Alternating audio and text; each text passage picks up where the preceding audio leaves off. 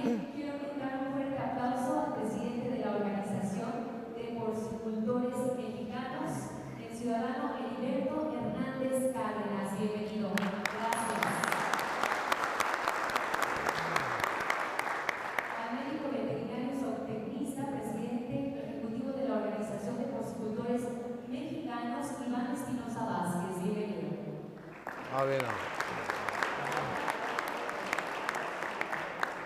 Gracias también al presidente de la Unión Regional de Porcicultores de Jalisco, el médico veterinario zootecnista Jaime Enrique de Alba Campos. Gracias. Y agradecemos también al conferencista de esta tarde, el médico veterinario Roberto Becerra Olmedo.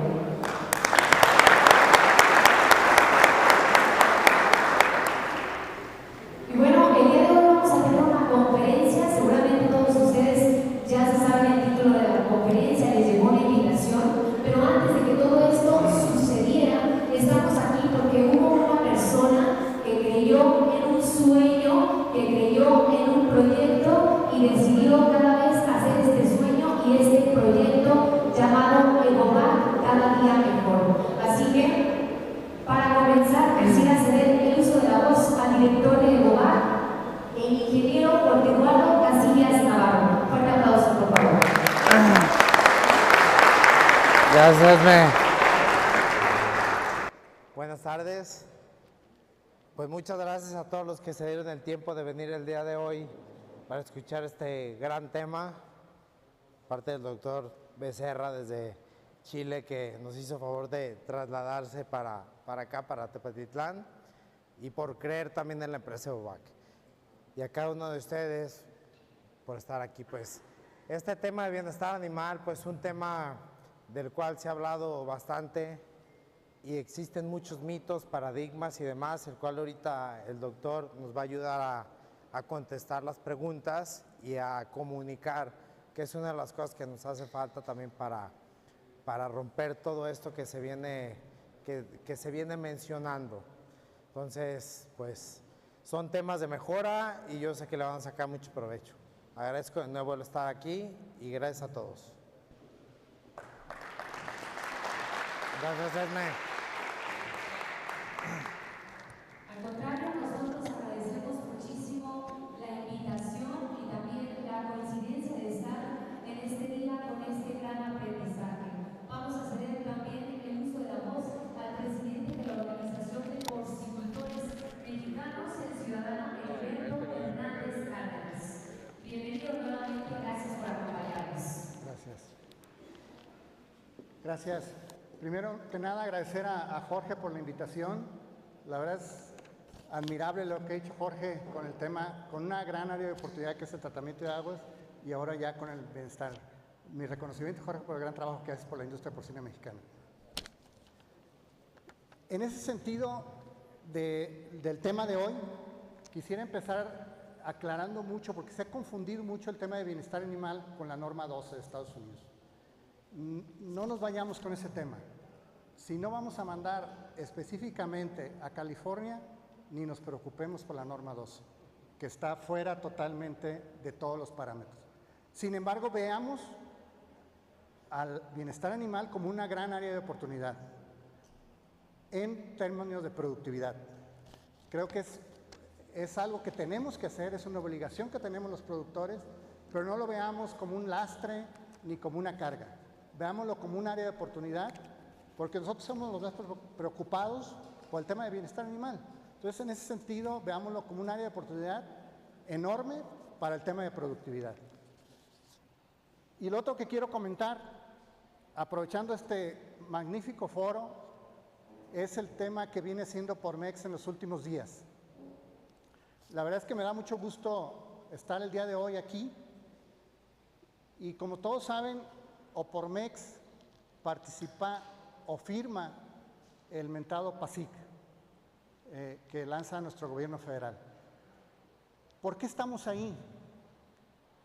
En sí somos el único organismo ganadero que está dentro del PASIC. Lo demás son todas empresas. Hicimos una evaluación del por qué estábamos en el PASIC. desde el momento de la administración federal del López Obrador. Si bien ahí participamos y la positivo que tuvimos ahí fue el señalar el tema de salud animal o el tema sanitario, puesto que la administración federal traía muy claro hacer un lado la cuestión sanitaria para el tema de importación de carne de cerdo. Al día de hoy, ¿por qué estamos ahí? Porque ahí es donde se toman las decisiones. Si bien como productores y como organismo ganadero dentro del PASIC no entramos en la canasta básica, pero sí estamos donde debemos de estar, donde están los tomadores de decisiones. Y en ese sentido, la semana pasada que estuvimos en esa firma, tuvimos la oportunidad ya de platicar con el secretario de Economía, el CEO Ebrard, de nuestras necesidades como industria porcina. Y una gran necesidad es un comercio justo con nuestro vecino del norte. Tuvimos la oportunidad de platicar con él, exponerle, y tuvimos una muy favorable respuesta por parte de Economía y por parte del secretario Julio Berbé. Entonces, eso es lo que tenemos que hacer, estar donde están los tomadores de decisiones. Tal vez, digamos, no tenemos ninguna influencia en la canasta básica, pero si nos están tomando en cuenta, no podemos desaprovechar esos foros para poder estar y tratar de incidir en lo más posible en la política pública. Entonces, por eso estamos ahí, así muy rápido. Creo que es bien importante comentar lo que está pasando con Opormex, entre otras líneas de trabajo. Lo que ustedes están haciendo fuertemente con la aportación de PPA, en fin. Entonces, no quería desaprovechar este foro para expresar esta gran toma de decisión que está haciendo Opormex a favor de la industria porcina mexicana. Y bueno, es solo agradecer de nuevo la presencia de ustedes, agradecer a Jorge y a invitarlos a tomar este tema de bienestar animal como una gran oportunidad para el tema de productividad, como también tenemos que hacerlo, como Jorge nos ha vendido muy bien el tema de tratamiento de aguas, una gran oportunidad para que sea un ingreso extra hacia nuestras granjas. Muchísimas gracias por su presencia y gracias por estas palabras.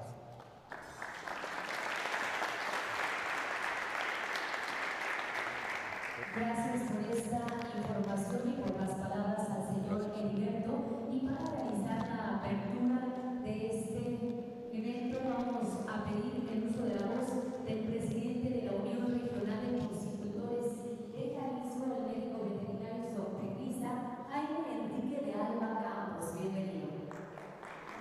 Gracias. Muchas gracias, señores. Buenas noches. Buenas noches, Jorge. Muchísimas gracias por la oportunidad de estar aquí con ustedes. Gracias a la gente de TEPA, gracias a AMBECAG también por el salón, por estar aquí, estar conviviendo con ustedes. Felicitarte, Jorge, a ti, a tu familia, sobre todo, y al grupo EVOBAC, que iniciaste en la región y mira, has traspasado fronteras. Felicidades, Jorge. Creo que vamos bien. Y ojalá y sigan los triunfos, los logros en bien del sector pecuario, porque ya no nada más estás en el sector porcícola, ya estás en todo el sector pecuario. Muchas felicidades, Jorge, felicidades a todos y muchas gracias. Que tengan buena noche.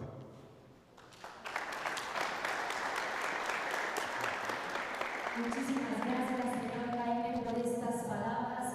Y bueno, nos vamos a ir de lleno presentando al ponente. Es muy importante siempre hablar un poquito de quien va a venir con nosotros. Así que un poco de lo mucho que él ha hecho es.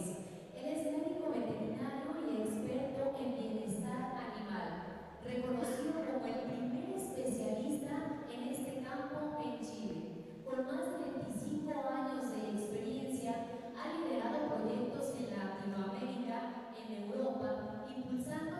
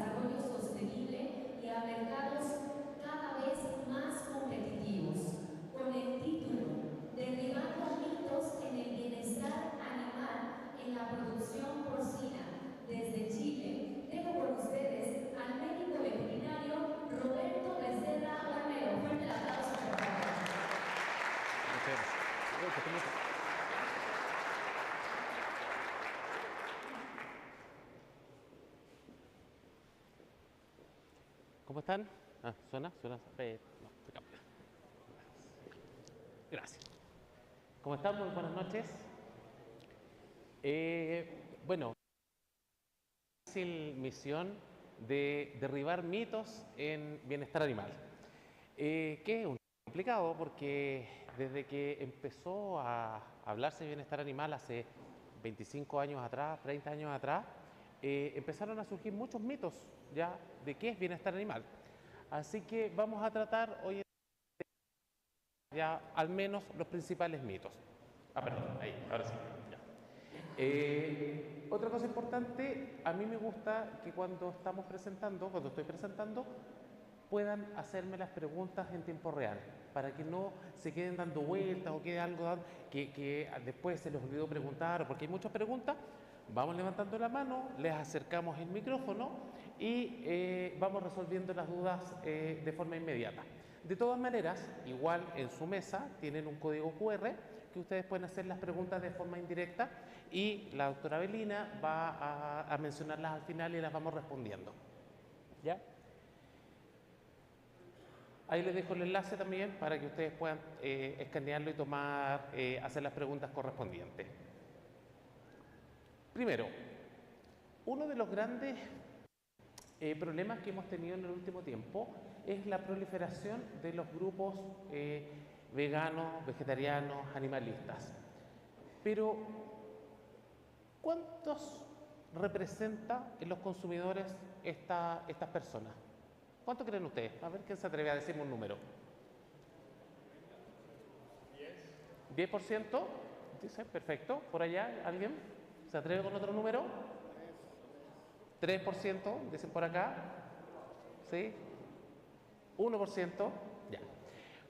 Esto depende a quién le preguntemos. Porque si nosotros le preguntamos a los grupos animalistas, ellos te van a decir que el 40% de la población es vegana. ¿Ya? Si le preguntamos a las asociaciones de productores, te van a decir que el 1%. ¿Ya? Me tomé la molestia de hacer una revisión para poder estimar un valor aproximado de cuántos significa esto. Pero para eso, ¿ya? Necesitamos saber más o menos cuántas personas hay en el mundo. ¿Ya? Tenemos alrededor de 8.06 billones de personas en el mundo. ¿Ya? Los vegetarianos y veganos o que tienen prácticas que son reduccionistas al consumo de proteína animal, tal como lo dijo acá, es alrededor entre un 1 y un 2% de la población. No estamos hablando que sean el 1 o 2% de la población mundial veganos. Estamos hablando que tienen prácticas reduccionistas de consumo de proteína, que es distinto. ¿Ya? Determinar específicamente cuántos veganos hay es bastante difícil, pero anda en estos números. ¿Qué es importante? Como ustedes pueden ver ahí, yo representé con esos pequeños, ¿no? ¿Ya? La población mundial. Y ustedes pueden ver ahí que los verdes vendrían a representar esta población. ¿Ya? Y interesante, porque ustedes pueden ver que hay dos iconos que representan al mundo femenino y uno que representa al mundo masculino. Porque la práctica reduccionista del consumo de proteína es como 2-1, es el 2 de mujeres que de hombres. Ahora, para que no se preocupen con esta información, aún nos quedan 7,9 billones de personas a las cuales sí comen productos alimenticios de origen cárnico, así que tenemos negocio y tenemos espacio suficiente para poder alimentar a esta gente. A mí siempre me preguntan, ¿qué debemos hacer con estas personas? ¿Ya? ¿Alguien me podría traer un vaso? ¿Qué debemos hacer con estas personas? Porque generalmente ellos son los que generan mucho ruido. Ya van a hablar con los políticos, van a hablar en los canales de televisión, etcétera, etcétera. Mi respuesta es nada. Yo no siempre aconsejo a mis clientes, a las personas que yo asesoro, es que no les demos respuestas a esas personas porque finalmente lo que estamos tratando de hacer es tratar casi de cambiarles la religión. ¿Ya? Por lo tanto, a quienes sí tenemos que darle respuesta es a las personas que sí consumen productos alimenticios de origen animal. ¿Ya? A esas personas son las que nosotros deberíamos responder. ¿Cuáles son los mitos en bienestar animal y producción porcina? Por mientras que lo pienso, que les voy a preguntar, me gustaría que me dijeran un par de mitos.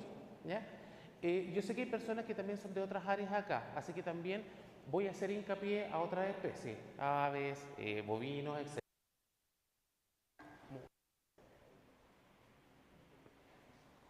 De comer que no más. Ya. ¿Qué mitos conocen ustedes? ¿Quién se atreve a decirme un mito? Por ahí atrás, a ver, los que están atrás. Que tienen que estar libres, perfecto, sin jaula, que tienen que estar comiendo pasto, ya, y esa es la única forma de llevar a cabo el bienestar animal. Perfecto, eso es un mito. ¿Quién tiene otro? Sin antibióticos, ya, ese es otro mito, perfecto. Otro mito que yo me recuerdo, les voy a hablar de algunos mitos de Chile. Las hormonas de los pollos, ya, típico mito. ¿Por allá? ¿Cómo? Orgánico, ya que orgánico es equivalente a bienestar animal. Les voy a comentar de un mito argentino, ya estuve hace un par de semanas atrás en Argentina, y los productores porcinos de Argentina entienden bienestar animal como equivalente a libre de jaula. O sea, si yo quiero tener bienestar animal, no puedo tener las cerdas en jaula. Eso es lo que entienden ellos. Que les adelanto que es otro mito. ¿Alguien más? Así podemos, si nos acercamos a la producción animal, podemos tener montones de mitos. Que la leche tiene pus, ya que el consumo de proteínas, que antibióticos, que la resistencia bacteriana, etcétera, etcétera, etcétera. ¿Ya? Entonces hay muchos mitos en relación a la producción. ¿Ya? Ahora, ¿por qué hay mitos en torno al bienestar animal y a la producción animal? Primero, ¿ya? Porque hay un desconocimiento del público general de cómo se produce, ¿ya? La forma de producir. Si nosotros nos remontamos hace 20, 30 años atrás, la población ya de los consumidores estaba bastante más repartida en el país, ya en los países. Mucha cercanía con la producción local, ya. Y les voy a poner mi caso personal. Yo vivía en la ciudad, pero un poco más alejado del centro, y en mi casa habían animales, ya teníamos cabras, gallinas, teníamos un par de cerdos. Entonces,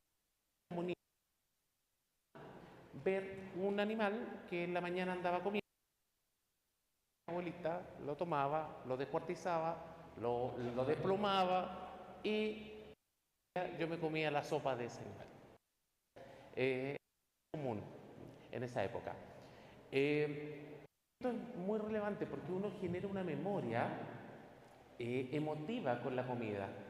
Ya vivo, capaz que me da un poco de pena el animal que andaba corriendo, esa gallina, después le transformaron en sopa, ¿ya? Pero también recuerdo lo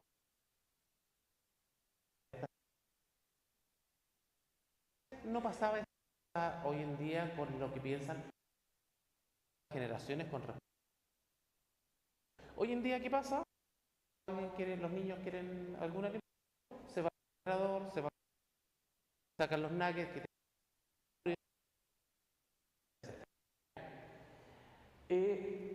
además existe la televisión, y yo otra presentación un poco del concepto de antropomorfización, de darle 1939 que existen dibujos animados. Dibujos animados en su gran mayoría están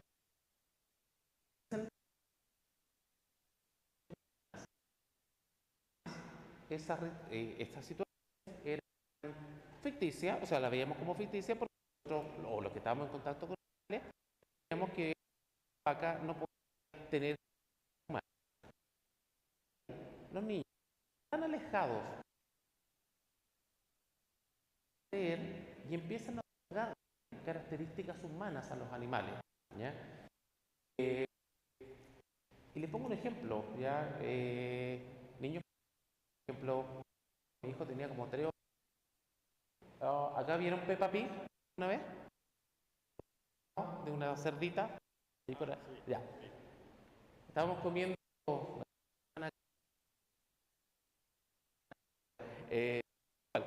chuletas de cerdo. Y mi hijo me pregunta, ¿qué estamos comiendo, papá? Y yo le digo, chuletas de cerdo. Y él se queda serio, así muy, y me pregunta, ¿nos estamos comiendo la mamá? Porque no había cerdo en su vida. ¿Ya? Entonces pasa eso, hay un alejamiento de los respecto a cómo se trabajan los animales. Y por eso empiezan a aparecer mitos. ¿Ya? La segunda razón por qué empiezan a aparecer mitos tiene que ver con la simplificación excesiva de las prácticas. ¿Ya? Le pregunta a un consumidor cómo se producen los animales, vio a la hembra, esta hembra se encierra, gesta, pare, le quitamos los lechones inmediatamente, por lo tanto no hay entre la madre y el cachorro, y después se matan. ¿Ya? Esa es toda la historia que saben los consumidores. ¿Ya? Nosotros que trabajamos en la industria sabemos que... Entonces por eso empiezan a aparecer estos mitos. ¿Ya? Aparecen las preocupaciones éticas y morales. Comer carne, es correcto que matemos, por ejemplo, 200 millones de pollos al año. ¿Ya? Eso es moral. ¿Ya? Empiezan esos movimientos. La influencia de los movimientos activistas. ¿Ya? Un poco a la historia, los movimientos activistas datan de 1960 aproximadamente, en donde una señora inglesa llamada Ruth Harrison recibió un panfleto, un flyer en su casa de una lechería. Ella se interesó, fue a mirar cómo producían la leche y se dio cuenta que el manejo de los terneros era bastante controlable. Entonces se le ocurrió escribir un libro, ¿ya?, que se llama Animal Machines, ya los que hemos estudiado les va a sonar, y es el que dio pie inicial a la del bienestar animal, también al activismo en materia de protección de los animales, ¿ya? Que me parece que de alguna forma está bien porque nos ayuda a avanzar, ¿ya? Pero tampoco es la única forma. Después aparece la desactualización de las percepciones sobre la industria, ¿ya? Nosotros como los productores en general hemos tratado un poco de alejar al consumidor de la realidad productiva, como que tratamos de encasillar, de poner una bruma alrededor de la producción, porque de alguna forma nos han hecho sentir culpables que consumir y matar animales es malo, ¿ya? Entonces se ha un poco ocultado cómo se produce. Y esto creo que es un paradigma que nosotros deberíamos empezar a cambiar. Deberíamos empezar a normalizar cómo se producen los animales y cómo se procesan y faenan. A lo mejor no hay que ser tan explícito, pero sí yo creo que hay que normalizarlo. Hay un proyecto en Estados Unidos que se hizo unos años atrás en una empresa de pavos que me pareció bien interesante, que se llama The Glass Wall, ¿ya? Las murallas de vidrio, y que en la página de esta empresa subieron videos completos de cómo se producían los animales, ¿ya? Cómo se faenaban, cómo se transportaban, cómo se cargaban, etcétera, etcétera. ¿Ya? Genera un poco de mitos alrededor de la producción y la desinformación de los medios de comunicación. ¿Cuántas veces nos les ha pasado a ustedes que han visto en los noticieros escándalos en sistemas productivos, que se dan cuenta que en realidad esto es imposible, que un productor esté, no sé, agarrando a patadas un animal o que los empujen? No sé si han visto esos videos a veces en YouTube, que parece que empujan los animales y los botan. Eso es imposible, porque se pierde toda la producción si eso pasara, ¿ya? Entonces, los medios de comunicación generan bastante desinformación. Y voy a agregar un punto más que no está considerado en esta lámina, que tiene que ver también con los legisladores, ¿ya? También generan un poco de desinformación. Yo no sé si han visto, ha pasado acá en México, que a veces, especialmente cuando estamos en campañas de elecciones, empiezan a aparecer legisladores maravillosos, diputados, senadores, con ideas fantásticas sobre la protección de los animales, ¿ya? Hace 3 años en Chile, cuando estábamos en campaña de elección de senadores y diputados, se presentó nada menos que un proyecto se llamaba Chile Libre de Jaula, que prohibía la gestación en jaula en cerdas y prohibía la producción de huevos en jaula. Y el proyecto decía que tenían 6 meses las empresas para cambiar el sistema productivo, imagínense lo que significa eso, y además proponía metodologías que ni siquiera existían. Lo más probable es que algún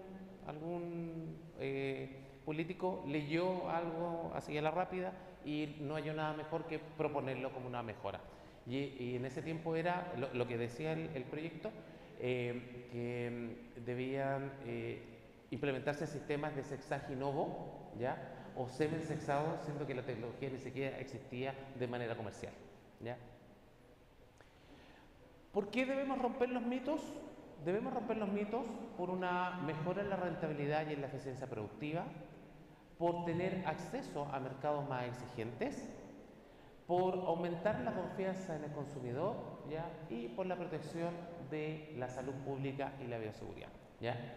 Esas son las razones por las cuales nosotros deberemos proteger y romper estos mitos. También por la sostenibilidad ambiental. Es sumamente importante, o yo no sé si han escuchado esto, que cuando se habla de sostenibilidad, se tiende a pensar que tenemos que tener los animales de manera más libre, ya con acceso a los campos y todo eso, que eso es más sostenible. Pero si nosotros vamos al corazón de la sostenibilidad, eso no es así. Los sistemas altamente intensivos son más sostenibles que los sistemas extensivos de producción. ¿Por qué motivo? Porque se hace un mejor uso de la eficiencia energética, de la alimentación, de los espacios, etc. Por fomento de la innovación tecnológica, transformación de la percepción pública, ¿ya? Y cumplimiento de las normativas y regulaciones, ¿ya? Acá también quería dejarles un mensaje importante. Si bien es cierto, primero, la Organización Mundial de Comercio tiene regulado el bienestar animal, que dice que ningún país puede exigirle a otro requisitos de bienestar animal si es que no está debidamente acordado en un acuerdo comercial bilateral, ¿ya? O sea, no puede venir cualquier país a pedirle a ustedes exigencias de bienestar animal si eso no está previamente acordado en un acuerdo comercial, ¿ya?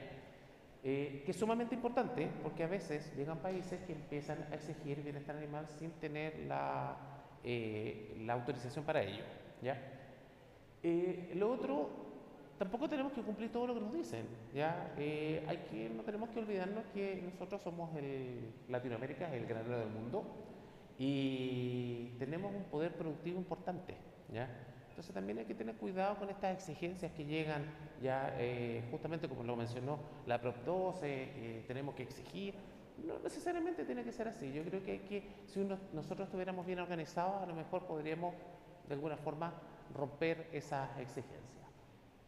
Pero eso lo voy a dejar para la conclusión final, ¿ya? Vamos a hablar del primer mito, ¿ya? El bienestar animal reduce la eficiencia, ¿ya? Y aumenta los costos. ¿Están de acuerdo con ese mito? ¿Es una realidad? ¿Qué creen ustedes? Mito. Perfecto. ¿Alguien que piense distinto? Nadie se va a atrever ahora. ¿Por qué es un mito? A ver, lo primero que se piensa cuando uno empieza a hablar de bienestar animal es que ¿cuánto va a costar esto? ¿Qué tengo que hacer? Tengo que capacitar, tengo que cambiar las jaulas, tengo que cambiar el sistema productivo. Esto me va a encarecer mi sistema de producción, ¿ya? Eso no es necesariamente así, ¿ya? Cuando se implementan buenas prácticas de bienestar animal, cuando se empieza a trabajar en bienestar animal, ¿ya? Pasa todo lo contrario, tenemos un aumento en la producción. ¿Por qué? Porque cuando yo ordeno mi casa en materia de bienestar animal, por ejemplo, capacito a las personas, fortalezco la bioseguridad, hago mejor uso de los médicos veterinarios, implemento sistemas de ventilación y de control ambiental adecuado, ¿ya? Ordeno los procedimientos para que se cumplan pensando en el bienestar de los animales, ¿ya? ¿Qué va a pasar? Voy a empezar a ser más eficiente, voy a tener menos enfermedades, voy a empezar a usar un mejor uso, voy a tener menos uso de fármacos, voy a tener una mejor eficiencia de conversión alimenticia, una mayor ganancia de peso. Hay algunos estudios que señalan, no sé, ustedes han escuchado hablar de Temple Grandin, que también una profesora que ha hecho bastantes estudios en materia de bienestar animal. Ella señala que una empresa que tiene un sistema implementado de bienestar animal en materia de buenas prácticas podría tener hasta un 14% más de eficiencia productiva y retorno económico versus una empresa que no lo tiene, ¿ya? Y hablemos de cosas simples. No golpear los animales, ¿ya? O tener un cuidado especial al momento de la carga y transporte. Eso se transforma inmediatamente en que tenemos una carne de mejor calidad, tenemos menos fracturas, menos hematomas, etc. Por lo tanto, esa carne califica de mejor manera y ahí tenemos un retorno económico inmediato, ¿ya? Les comento un caso práctico. Una empresa grande que me tocó hacer, ellos estaban trabajando en la implementación de bienestar animal y nosotros hicimos una revisión de su infraestructura porque tenían problemas de hematomas en los lomos de los cerdos. Entonces estaban con un 40-50% de hematomas en los lomos, en el rastro. Lo que significaba que había una baja había que hacer una resección de la zona, el lomo perdía calidad y bajaba de precio, ¿ya? Entonces empezamos a hacer un análisis de ver qué es lo que pasaba. Pensamos primero que eran golpeados los animales al momento de la carga. No era así porque la gente estaba bastante capacitada. Empezamos a ver si había, no sé, algunas puertas de guillotina o algo. Finalmente, después de un análisis bastante grande, nos dimos cuenta que el problema era una infraestructura de una parte de los camiones, ¿ya? Que habían unas estructuras que cuando los cerdos subían o salían del camión, se golpeaban en el lomo. Se hizo un cambio en esa estructura del camión y las hematomas del lomo desaparecieron y la empresa tuvo un retorno económico bastante grande, solo por tener una revisión de bienestar animal. Entonces, eso es un caso práctico Otro caso práctico tiene que ver con el fortalecimiento de la bioseguridad, ¿ya? Es sumamente importante que la bioseguridad, se tome la bioseguridad como una de las actividades que hay que hacer en pro del bienestar animal. ¿Por qué? Porque la bioseguridad es lo que te permite que no entren o que no salgan patógenos desde la granja. Y si yo tengo menos enfermedades, obviamente tengo mejor bienestar, tengo menor uso de fármacos, menor uso de veterinarios, etcétera, etcétera. Segundo mito: la cría libre de jaula de gestación es la única opción de mejorar el bienestar animal. Esto también es un mito. Si bien es cierto, los sistemas libres de jaula permiten que las cerdas, en este caso, expresen comportamientos naturales, ¿ya? No siempre esos comportamientos naturales son los mejores, porque uno de los comportamientos naturales que tienen los cerdos es la jerarquización. Entonces aparecen las peleas, ¿ya? Hay unos estudios que me ha tocado revisar. De hecho, hay una profesora de acá de México que hizo algunos, que señala que los niveles séricos basales de cortisol, que es la hormona del estrés, en hembras en sistemas libres de jaula tienden a ser más altos que los niveles séricos de cortisol basales en hembras en jaula de gestación. ¿Qué quiere decir esto? Que las hembras que están en sistemas libres están más estresadas que las que están en jaula. Miren qué curioso, ¿ya? Entonces, los sistemas libres de jaula no son la única vía. Un sistema que tiene un sistema tradicional en jaula de gestación individual también puede tener oportunidades y también puede trabajar en el animal, ¿ya? ¿Alguna pregunta, alguna duda de eso? Que generalmente genera mucha cuestionamiento.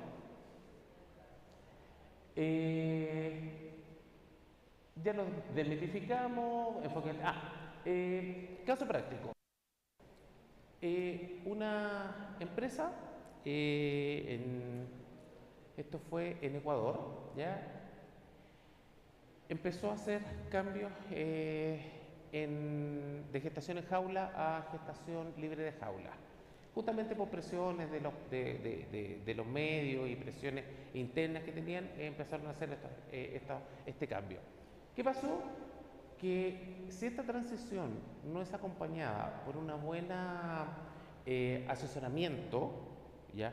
No es acompañada de un objetivo claro, pese a que yo voy a sacar las hembras de la gestación individual, voy a tener mayor problemática. ¿Por qué? Porque estas hembras, ¿qué pasó?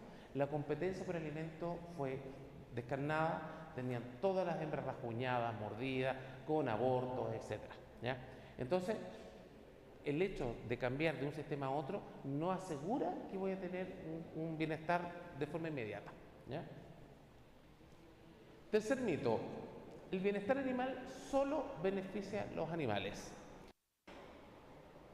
Esto es un mito porque el bienestar animal, cuando se implementa y tal como lo he venido repitiendo, ¿ya? Beneficia a la empresa de forma económica, ¿ya?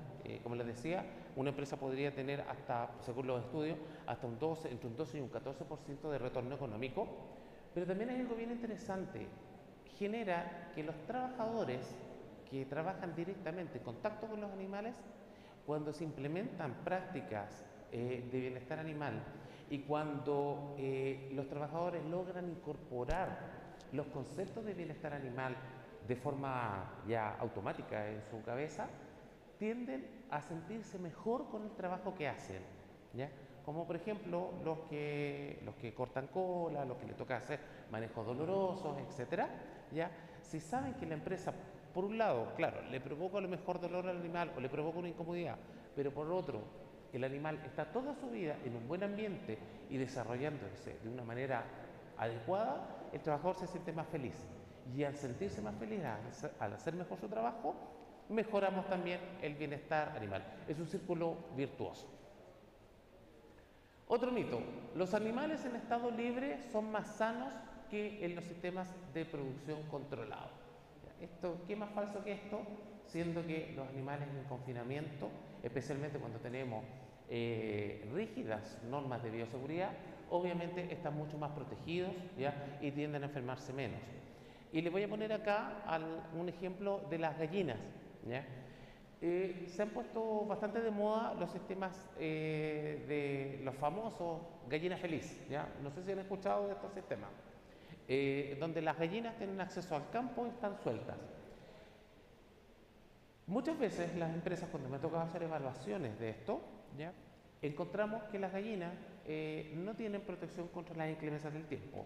O sea, salen al campo y están a pleno sol, no tienen ni un lugar donde guarecerse de las condiciones climáticas.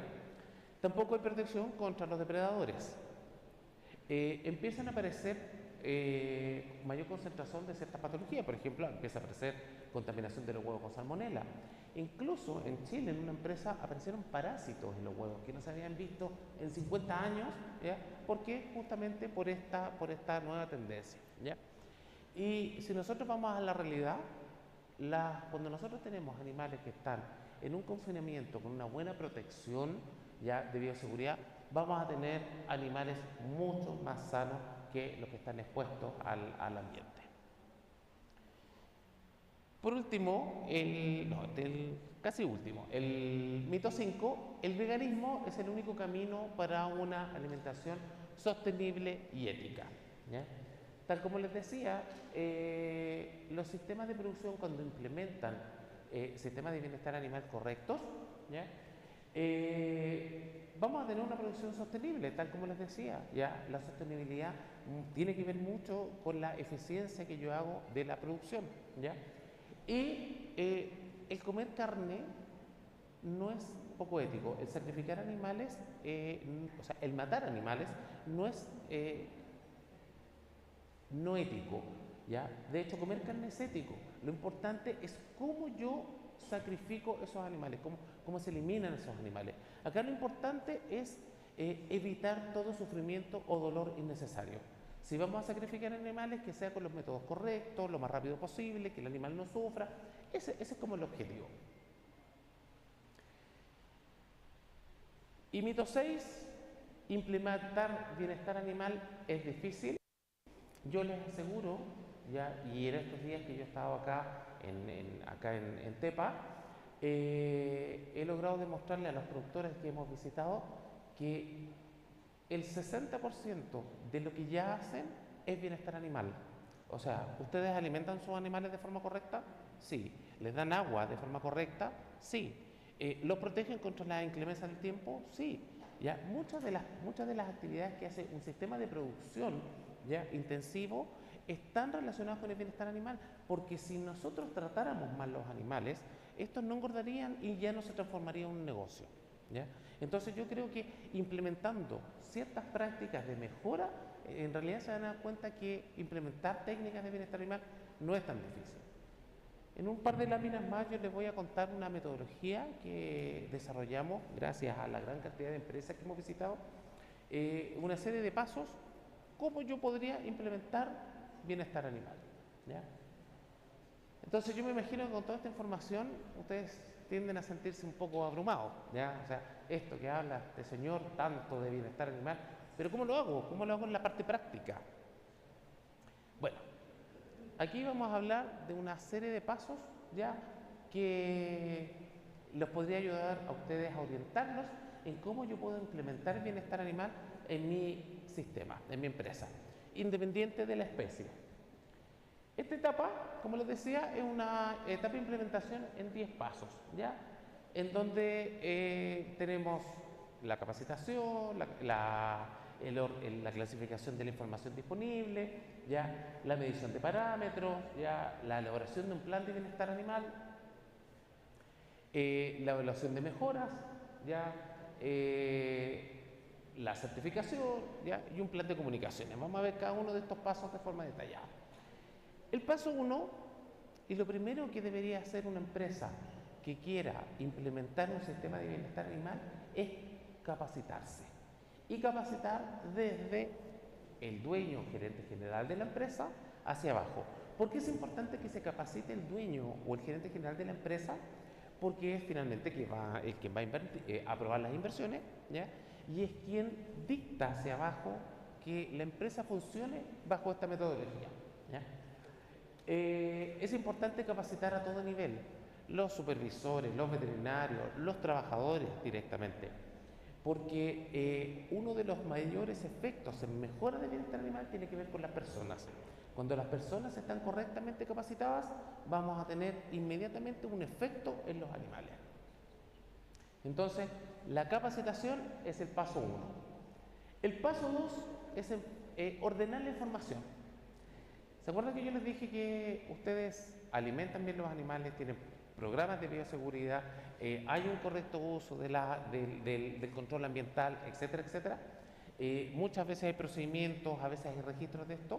Acá lo importante es ordenarlo, ¿ya? Y vamos a hacer una carpeta que diga bienestar animal, y esa carpeta va a tener procedimientos, programas, registros que están relacionados con lo mismo que ustedes hacen, pero pensando en bienestar animal. Y se van a dar cuenta que hacen mucho, ¿ya? Como les decía, procedimientos, registros, una política de bienestar animal, es sumamente importante que la empresa cuente con eso, manuales, programas de salud, etc. El paso 3 es medir objetivamente el bienestar animal, ¿ya? ¿Qué es lo que hemos estado haciendo en estos últimos 3 días con diferentes empresas? Es ir al plantel, buscar una persona que se maneje con los conceptos de bienestar animal, buscar un estándar de bienestar animal que sea adecuado, ¿ya?, y evaluarlo, ¿ya? ¿Qué evalúo yo? Todo eso. Miren qué complejo. Me demoré mucho en hacer este cuadro porque eran muchos cuadritos pequeños.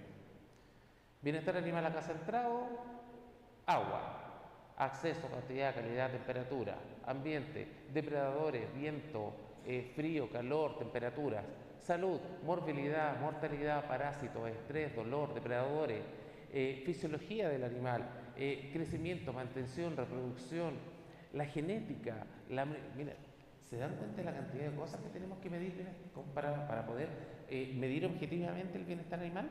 ¿Ya? Ustedes aquí me van a decir, chuta, que es complejo, ¿ya? Pero para esto existen los protocolos de bienestar animal, que de alguna forma toman esa información y la ordenan para que ustedes puedan hacer un correcto seguimiento y ver cómo está el estado de esos animales, ¿ya? Finalmente, todas las listas de chequeo, todos los protocolos de evaluación de bienestar animal que tenemos, nosotros podemos dividir los protocolos en tres grandes tipos, o en tres grandes grupos. Tenemos protocolos que son más proteccionistas, como los europeos, ¿ya? Que están muy centrados en el espacio, están centrados en la evaluación directa de los animales, de su comportamiento, ¿ya? Y tienden a ser un poco más protectivos con los animales, ¿ya? Por otra parte, tenemos los protocolos americanos, ¿ya? Que tienden a ser un poco más centrados en los requisitos de grandes compradores. Por ejemplo, hay protocolos de Walmart, de Kentucky Fried Chicken, de McDonald's, la Prop 12, ¿ya? Que son centrados como en esa área. Y por último, hay un par de protocolos latinoamericanos, ¿ya? Que son un poco híbridos, pero toman el animal como el corazón de la evaluación, ¿ya? En materia de bienestar.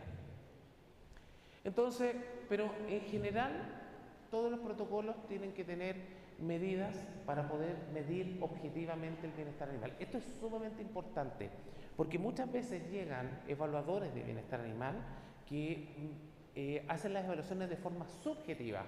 Entonces, entran a un galpón, dicen, estos animales están muertos de calor. Ya, ¿pero qué? ¿Pero qué es muerto de calor? ¿Cuánta temperatura hay? ¿Qué temperatura hay en la jaula? ¿El animal está con un aumento de temperatura? Ya.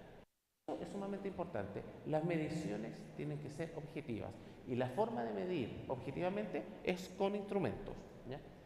Y los indicadores de bienestar animal se dividen en dos grandes grupos. Los indicadores ambientales, que miden indirectamente el bienestar animal, por ejemplo, la infraestructura, ¿ya?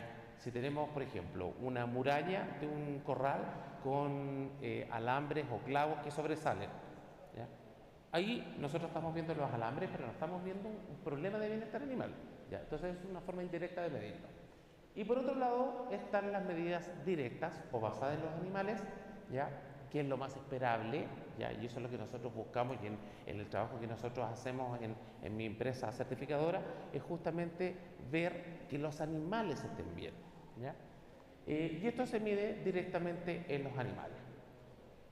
Después, el paso 4, está la elaboración de buenas prácticas, ¿ya? Ojalá la empresa tenga un manual de buenas prácticas de bienestar animal y se implemente, ¿ya? Incorporar la política de bienestar animal, ¿ya? O incorporar el bienestar animal en la política de calidad para que toda la empresa funcione pensando en esto, ¿ya?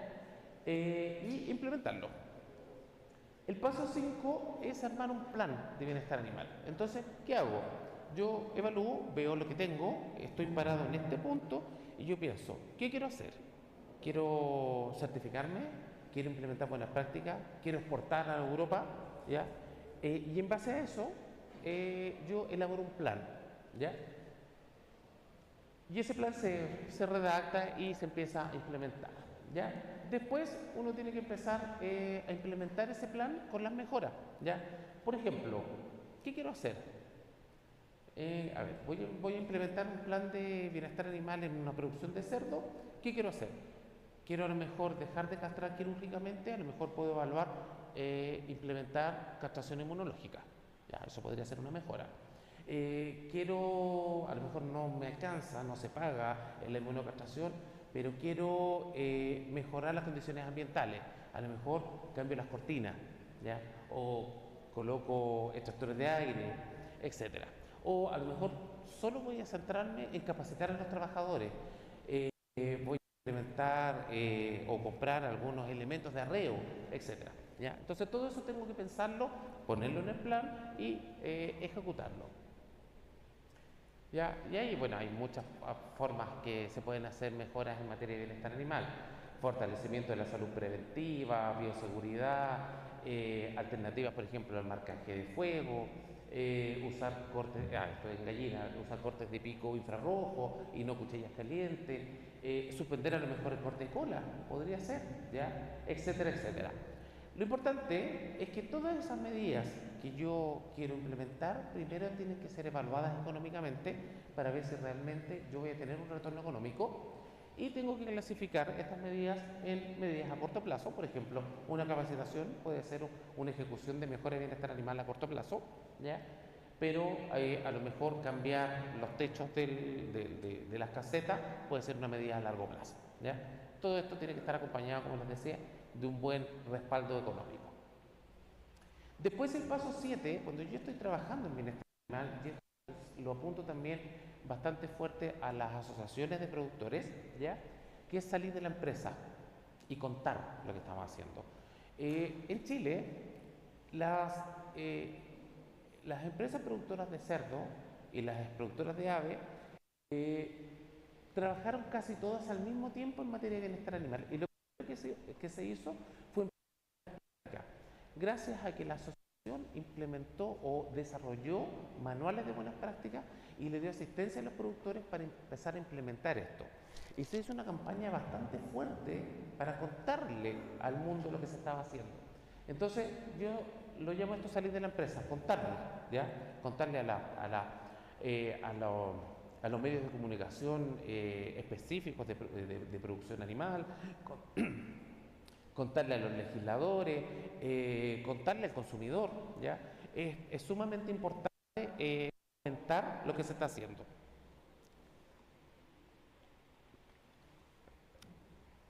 Y les cuento por qué importancia tiene esto.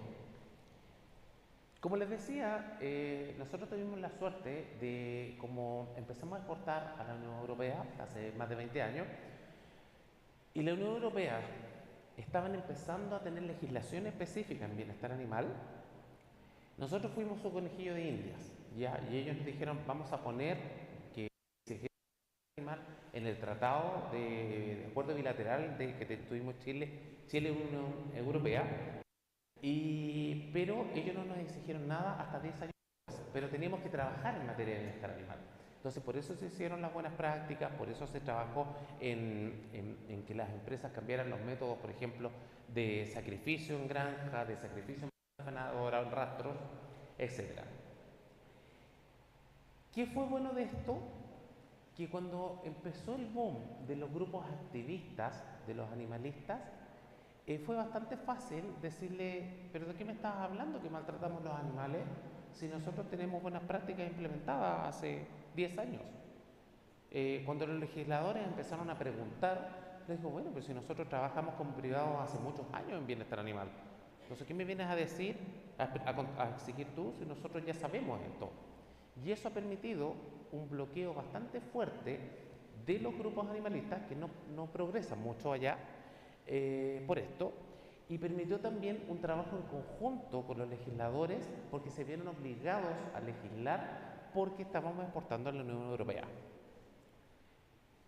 Entonces, la legislación quedó bastante adecuada a lo que las empresas estaban haciendo. Entonces, como que nos adelantamos a eso. Y eso nos ha permitido tener un nivel de bienestar animal de parte de los legisladores bastante regulado. Tenemos que empezar a evaluar que lo que hicimos o lo que estamos haciendo está bien, ¿ya? Para ver si vamos por buen camino y corregir si es que tenemos algo que hacer. Después, el paso es dar un estándar implementable. Yo me quiero ir por un sistema súper complejo, me voy a certificar, por ejemplo, con Red Tractor de Inglaterra, que es el más exigente en materia de bienestar animal del mundo, ¿ya? Porque quiero exportar a un mercado específico y yo quiero entrar con eso. O a lo mejor voy a implementar buenas prácticas y me voy a certificar como solamente buenas prácticas, ¿ya? Entonces tienen que buscar un estándar implementable porque ahí un tercero externo les va a decir que lo que dicen que están haciendo es correcto o no es correcto. Y por último, el paso 10 es la comunicación. ¿Qué quiere decir esto? Dar a conocer los compromisos de la empresa con sus animales, contarle a los supermercados, a los hoteles, a los restaurantes, elaborar un plan comunicacional, ¿ya? Y diseñar una campaña publicitaria. Acá no me refiero a diseñar una campaña publicitaria con avisos en la televisión y en todos los medios. Se puede generar una campaña publicitaria gratis en Instagram, en LinkedIn, ya como muchas empresas lo hacen, ¿ya? Yo los invito a que ustedes puedan ver las campañas de una empresa española, que se me acaba de olvidar el nombre, pero lo voy a recordar y durante esta tarde se los digo, que tiene una campaña bastante buena a través de Instagram, ¿ya? Y ellos comunican todo lo que hacen en materia de bienestar animal. Y yo les voy a poner, esto es una campaña publicitaria en horario prime, en televisión, que hizo una empresa que se certificó con nosotros, una empresa productora de pollo, y me la atención porque es bien interesante el mensaje que ellos entregan.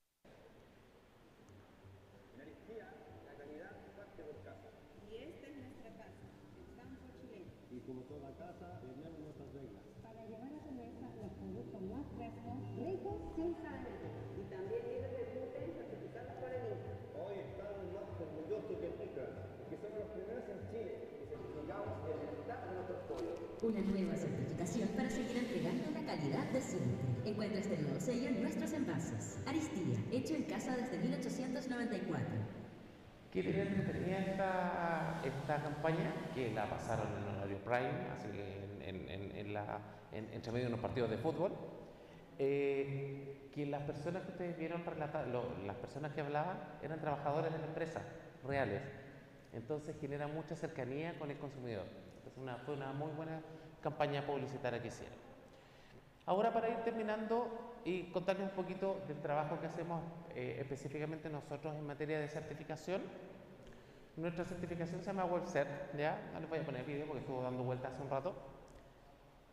El objetivo final de esta certificación es homologar o certificar el cumplimiento de un estándar que nosotros partimos haciéndolo para los productores de Chile, pero en realidad nos dimos cuenta que era completamente aplicable a cualquier país de Latinoamérica, ¿ya? Y lo hicimos respaldado por la Asociación Chilena de Bienestar Animal, ¿ya? ¿Por qué certificar bienestar animal? Porque genera reconocimiento de productos con garantías de bienestar animal, genera también un compromiso de la empresa con el bienestar de los animales, se antepone a las exigencias de los clientes, ¿ya? Y puede generar cumplimiento de la normativa. En Chile tenemos empresas productoras de cerdo, productoras de pollo, productoras de gallinas en jaula.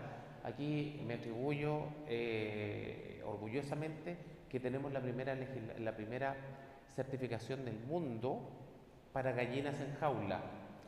Me costó bastante huevazo, tomatazo de parte de los grupos animalistas y de los que promueven las gallinas libres de jaula, y lo mismo para las cerdas en jaula, pero yo soy completo creyente que en cualquier sistema productivo se puede implementar bienestar animal, independiente cual sea. Es mejor hacer algo que no hacer nada, ¿ya? Y por eso creamos esta certificación de gallinas en jaula. Tenemos carne de bovino premium, tenemos, bueno, una de las empresas más grandes del mundo en producción de carne de ave y cerdo y salmones, que es AgroSuper en Chile, certificada con nosotros. Tenemos peces, tenemos empresas de cabra, y ya estamos certificando en varios países de Latinoamérica. Incluso estamos trabajando con clínicas veterinarias hoy en día en materia de certificación. ¿Cuál es el alcance de una certificación?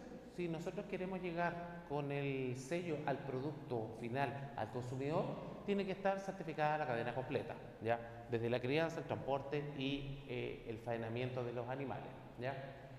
Nosotros, para poder armar y crear este estándar, yo me fui a capacitar a la Universidad Carolina del Norte. Estuve en España también capacitándome con un protocolo que se llama Welfare Quality. Estuve en la Universidad de Edimburgo para poder entender la ciencia que hay detrás de la evaluación del bienestar de los animales. Y por suerte yo trabajé en la Asociación de Productores de Cerdo de Chile por más de 12 años y tuve la oportunidad de conocer empresas de producción de cerdo y de ave en prácticamente todo el mundo, en Asia, en Europa, en Latinoamérica, y con esa información logramos crear un estándar que pudiese ser aplicable en Latinoamérica y que tuviera respaldo científico, obviamente. Entonces, el estándar de nosotros mide 9 áreas específicas, ¿ya? Que pasan por la alimentación, la infraestructura, la salud, el comportamiento, la capacitación, la medición de parámetros directos, que yo les explicaba hace un par de láminas atrás, y temas administrativos, ¿ya? Cuenta con 3 criterios: críticos, regulatorios y voluntarios, ¿ya? Y que para poder certificarse, la empresa tiene que cumplir críticos, el 100% de los regulatorios, porque es la ley, y al menos un 60% de los voluntarios. Con esa ya la empresa puede empezar a trabajar y decir que está certificada. Se entrega un certificado similar al que ustedes ven en pantalla, ¿ya? Un cartel para que también esto tiene mucho de merchandising, para que las empresas o las personas que pasan por afuera del plantel puedan ver que la empresa está certificada, ¿ya? Etcétera. Y hay algunos ejemplos de productos que están certificados. Cosa interesante, por ejemplo, la empresa Aristía, que produce pollo, que es la del video, exporta pollos a Asia, y clientes de ellos les preguntaron qué hacían por materia de bienestar animal en Asia, que uno piensa que en Asia se comentó y no se preocupan de esto, pero sí les preguntan, y tuvimos que mandar a traducir los protocolos, ¿ya? Y los certificados a coreano, a chino y a japonés para respaldar la certificación y que clientes entendieran que sí están certificados. Esto que yo les cuento tiene una patente intelectual de este trabajo que se hizo ya hace casi 8 años atrás. Y bueno, nos ha ido bastante bien, hemos crecido en varias especies. Hoy en día estamos trabajando, armamos un protocolo para clínicas veterinarias, como decía, incluso tenemos un protocolo para abejas, ¿ya? Certificamos una empresa productora de miel con bienestar animal. Conclusiones de esto: el sector de producción animal es sumamente importante para la sociedad, pero desconocido a la vez. Yo creo que tenemos que trabajar en normalizar la producción animal, ¿ya? Y eso es una responsabilidad de todos nosotros. Tenemos que volver a hacer que los consumidores entiendan que comer carne es ético. Es muy importante que la sociedad sepa sobre producción animal y sus beneficios, ¿ya? Es importante difundir, tanto como los veganos difunden que la carne es mala y todo eso, nosotros también deberíamos difundir. Hoy en día en las redes sociales es fácil hacerlo.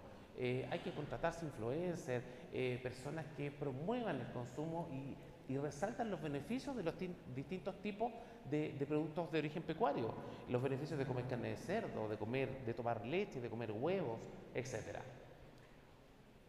Trabajar con el mundo político. Lamentablemente no hay otra vía. Ya tenemos que trabajar con el mundo político y acostumbrarnos a trabajar. En este caso, por ejemplo, ustedes deberían trabajar de la mano con el Senacica acá, ¿ya? Exponer y comunicar las ventajas de los sistemas de producción intensivos, ¿ya? No dejar de lado que los sistemas intensivos son sustentables. Comunicar al ciudadano promedio, ¿ya? Cómo se produce y las ventajas de implementar bienestar animal, ¿ya? Buscar, como les decía, líderes de opinión en la materia. En Chile se han hecho muchas campañas de los productores de huevos, de los productores de carne, con influencers, ¿ya?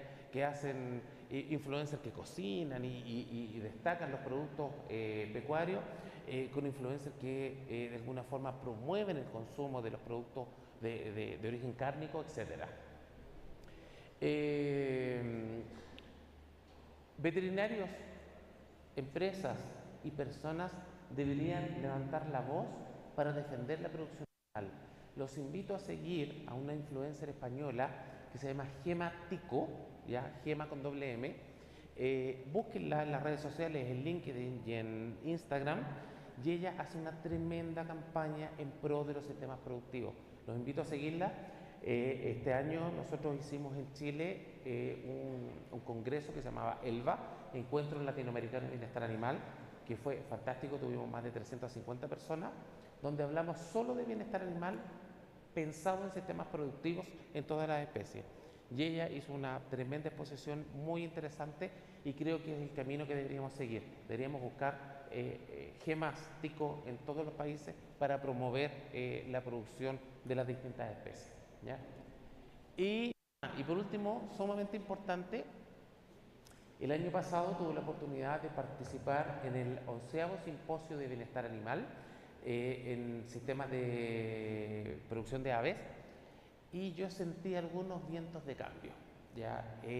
Después de venir por muchos años generando cada vez más exigencias en materia de bienestar animal, sentí que los legisladores y la comunidad científica estaba poniendo un poco el pie en el freno, porque se estaban dando cuenta que estaban perjudicando mucho a los productores, y eso significa que si yo perjudico al productor, sube el precio de la carne y empieza a llenarse esos nichos de lugares externos, ¿ya? Y hoy en día, con la guerra de Ucrania y con la probabilidad de un ataque nuclear, yo no sé si han visto las noticias, que ya los países nórdicos están avisando a la población que guarden alimentos y todo eso, yo creo que ese bienestar animal, de la forma que lo están manejando los europeos, va a pasar a quinto plano, ¿ya? Por eso tenemos que mirar el bienestar animal no como una herramienta de protección animal, sino como una herramienta de mejorar la eficiencia productiva. Eso es lo que tenemos que hacer. Antes de las últimas palabras, estoy con un proyecto. Cuando me presentó Esmeralda, me dijo que yo soy presidente de la Asociación Chilena de Bienestar Animal. Este es mi último año de presidente, porque voy a un proyecto que es un poco más ambicioso, que es generar la Federación Latinoamericana de Bienestar Animal. Todavía no sé si ponerle latinoamericana, porque me gustaría incluir también a México, Estados Unidos y Canadá, ¿ya? Pero quiero generar una federación para tener una opinión continental respecto a la producción animal y el bienestar animal con una mirada productiva. Así que los invito a ayudarme a buscar, a generar la Asociación Mexicana de Bienestar Animal, para ver si podemos generar esta federación para tener esta fuerza continental de los sistemas productivos. Por último, comentarles, bueno, yo soy de Chile, espero que me hayan entendido el español, porque yo no hablo español, hablo chileno.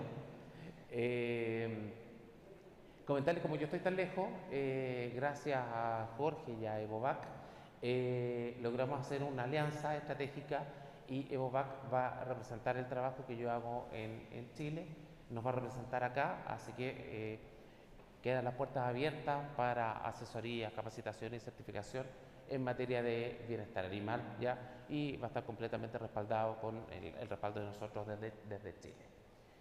Por último, quiero que se queden con esta frase, que es sumamente importante: el bienestar animal no es una moda, es una obligación moral, productiva y legal. Y el desafío es democratizar el bienestar animal y que no sea privilegio de pocos. ¿Qué quiere decir esta segunda parte? Que nosotros debemos ser capaces de entregar productos con un alto estándar de bienestar animal para los consumidores y sin cobrar más por ello.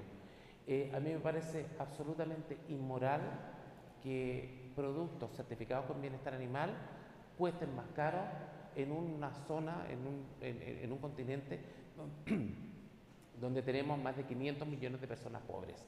Entonces, para mí, el desafío es que podamos tener productos con respaldo de bienestar animal al mismo precio y que cualquier persona pueda tener acceso a ellos, ¿ya?